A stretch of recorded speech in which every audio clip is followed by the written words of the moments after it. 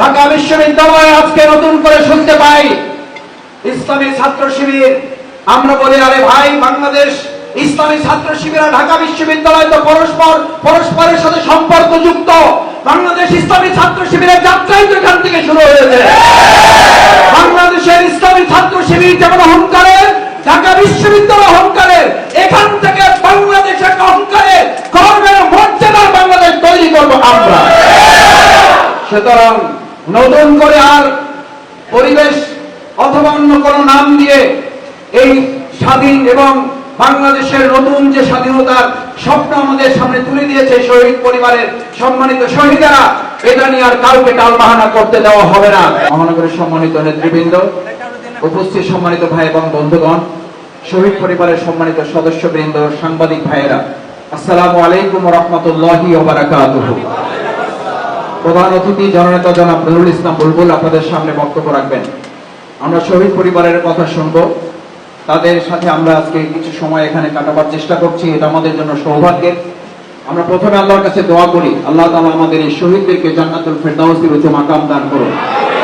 আপনারা জানেন, ছাত্র জনতার এই গণ অভ্যুত্থানে প্রায় ১৫০০ শহীদ হয়েছেন, প্রায় ২৫০০-এর মতো ভাইয়েরা আহত এবং পঙ্গু হয়েছেন, প্রায় ১০০০-এর কাছাকাছি ভাইয়েরা চোখ হারিয়েছেন, দৃষ্টিশক্তি হারিয়েছেন।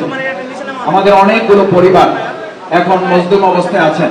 সম্মানিত ভাইগণ, আজকের এই প্রোগ্রামের আমাদের সম্মানিত প্রধান অতিথি জননেতা জনাব নুরুল ইসলাম বুলবুল আমাদের মাঝে এসে উপস্থিত হয়েছেন। আমরা আজকের এই প্রোগ্রাম থেকে আমাদের সম্মানিত প্রধান অতিথিকে স্বাগত জানাচ্ছি। সম্মানিত ভাই এবং বন্ধুগণ, আমাদের যে সমস্ত শহীদ পরিবার, আহত এবং পঙ্গু পরিবার, যারা আজকে এই দেশ এবং নতুন স্বাধীনতা আমাদেরকে উপহার দিয়েছেন, আমরা প্রথমেই আল্লাহ তাআলার কাছে তৌফিক কামনা করে আল্লাহ তাআলা আহত পঙ্গু আমাদের এই সমস্ত ভাইদেরকে সুস্থ অবস্থায় আমাদের কাছে যেন আল্লাহ তাআলা ফিরিয়ে দেন। পাশাপাশি আমরা অন্তর্বর্তীকালীন সরকারের কাছে উদাত্ত আহ্বান জানাতে চাই, যদি রাষ্ট্র মেরামত করতে হয় তাহলে রাষ্ট্র মেরামতের প্রথম অংশ হিসাবে মেরামতের জন্য একটা পরিবারকে, একটা রাষ্ট্রকে গঠন করার জন্য আমরা মনে করি যে রাষ্ট্র গঠনের জন্য যারা জীবন দিয়েছে, রাষ্ট্রকে সঠিকভাবে গঠন করার জন্য শহীদদের, আহত পঙ্গু পরিবারগুলোকে গঠন করা সরকারের এবং জনগণের সবচেয়ে বড় দায়িত্ব।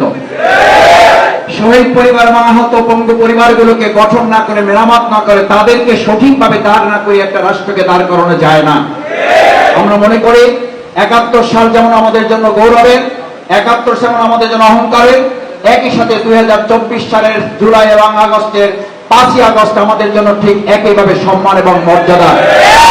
সেই জন্য সরকার, আমরা আশা করি, কম সময়ের মধ্যে আমাদের এই বীর মুক্তিযোদ্ধা শহীদদের তালিকা সম্পন্ন করবে। একই সাথে আহত এবং পঙ্গু যারা, তাদেরকে স্বাধীনতা যোদ্ধা হিসাবে তাদেরকে সম্মান এবং মর্যাদায় ভূষিত করবে।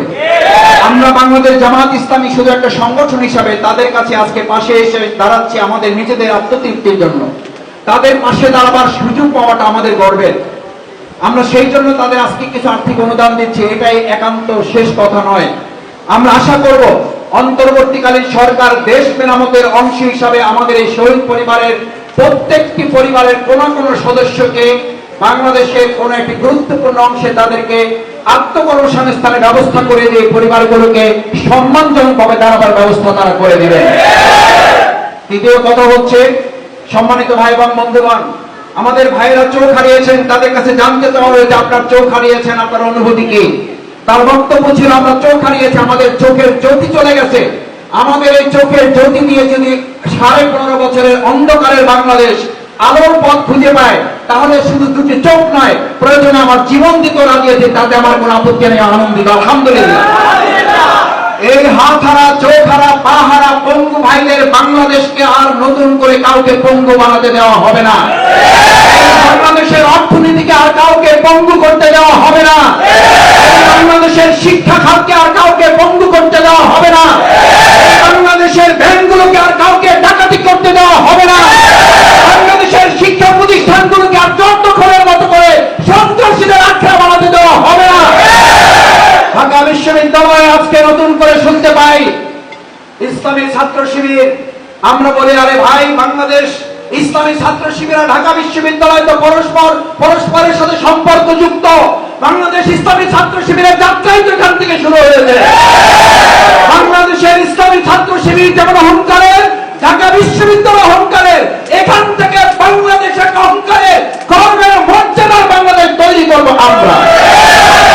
সুতরাং নতুন করে আর পরিবেশ অথবা অন্য কোনো নাম দিয়ে এই স্বাধীন এবং বাংলাদেশের নতুন যে স্বাধীনতার স্বপ্ন আমাদের সামনে তুলে দিয়েছে শহীদ পরিবারের সম্মানিত শহীদেরা, এটা নিয়ে আর কাউকে টালবাহানা করতে দেওয়া হবে না। আমি এখনো লক্ষ্য করছি শিক্ষা খাতের সংস্কারের নামে যাদেরকে সম্পৃক্ত করা হয়েছে আমরা ধন্যবাদ জানাই, কিন্তু একই সাথে আমরা বিস্ময় প্রকাশ করছি বিগত 15.5 বছরের সরকার যেখানে আমাদের শিক্ষা ব্যবস্থাকে পরিপূর্ণভাবে ইসলাম বিদ্বেষী করে গড়ে তুলেছে, সেখানে শিক্ষা কমিটিতে 2 জন আলেম সম্পৃক্ত না করাটা এটা অত্যন্ত আশ্চর্যের ব্যাপার। আমরা অতি সত্তর দাবি জানাই 90% মুসলমানের এই দেশে অবশ্যই শিক্ষা কমিটিতে একজন কওমি এবং একজন আলিয়ার সম্মানিত ইসলামী চিন্তাবিদ অবিলম্বে সম্পৃক্ত করতে হবে। আমরা দায়িত্বহীন কণ্ঠে ঘোষণা করতে চাই এই 92% মুসলমানের দেশে দেশপ্রেম এবং ইসলামের চেতনাকে উপেক্ষা করে ছাত্র জনতার উই ওয়ান্ট জাস্টিস এই স্লোগানকে আর উপেক্ষা করতে দেওয়া হবে না। উই ওয়ান্ট জাস্টিস এর একমাত্র থিওরি হচ্ছে ইসলামী অনুশাসনের ভিত্তিতে বাংলাদেশ পরিচালিত হবে। সুতরাং আমাদের এই শহীদ পরিবারের সম্মানিত সদস্যবৃন্দকে সামনে রেখে আমরা পরিষ্কার বলতে চাই, আমরা সেই বিচার বহির্ভূত হত্যাকাণ্ডের বিরুদ্ধেই তো লড়াই করতে হয়েছে। আমাদের বিরুদ্ধেই সবচেয়ে বিচার বহির্ভূত হত্যাকাণ্ডে চালানো হয়েছে।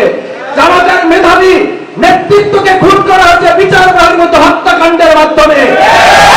আওয়ামী লীগ ছাত্রলীগের ঘাটতি মেরে থাকা কতিপয় সন্ত্রাসীরা বিশ্ববিদ্যালয়ে বিচার বহির্ভূত হত্যাকাণ্ড পরিচালনা করছে। ইতিমধ্যে সরকার গ্রেফতার করেছে অধিকাংশ তার ছাত্রলীগ এবং যুবলীগের কতিপয় লুকিয়ে থাকা সন্ত্রাসী। আমরা হুঁশিয়ার করতে চাই, আর কোন বিচার বহির্ভূত হত্যাকাণ্ড ঘটলে বাংলাদেশের জনগণ ছাত্র জনতাকে সাথে করে নিয়ে আর একটা 5 আগস্ট নয়, প্রত্যেকটা মুহূর্তকে 5 আগস্ট করে তার উচিত জবাব দেওয়ার জন্য ছাত্র জনতা আসুন। সম্মানিত ভাই এবং বন্ধুগণ, আজকের এই সুন্দর বাংলাদেশকে গড়ার জন্য আমাদের শহীদেরা যে জীবন বাজি রেখেছেন, আজকে এই যাত্রাবাড়ি অঞ্চল, এই শ্যামপুর অঞ্চল, কদমতলী অঞ্চল সবচেয়ে বেশি গুলি চালানো হয়েছে এখানে। আজকে আপনাদের কাছে জানতে চাই, আপনারা সেদিন গুলির মুখে দাঁড়িয়েছেন, আবার যদি দেশের জন্য, আবার যদি ইসলামের জন্য, আবার যদি এই শহীদ পরিবারে রেখে দেওয়া সম্পের জন্য গুলির মুখে দাঁড়াতে হয়, আমরা কি রাজি থাকবো সবাই? এই শহীদ পরিবারকে সামনে রেখে, এই শহীদ পরিবারের সদস্যবৃন্দকে সামনে রেখে আমরা অঙ্গীকার করে যাচ্ছি, আপনারা একা নন, আপনাদের সাথে শুধু বাংলাদেশ নয়, গোটা পৃথিবীর ইসলাম এবং দেশপ্রেমীরা আপনাদের সাথে আছে। সেই প্রত্যাশা ব্যক্ত করে সবাইকে ধন্যবাদ জানিয়ে আমি আমার কথা শেষ করছি। আসসালামু আলাইকুম ওয়া রাহমাতুল্লাহি ওয়া বারাকাতুহু।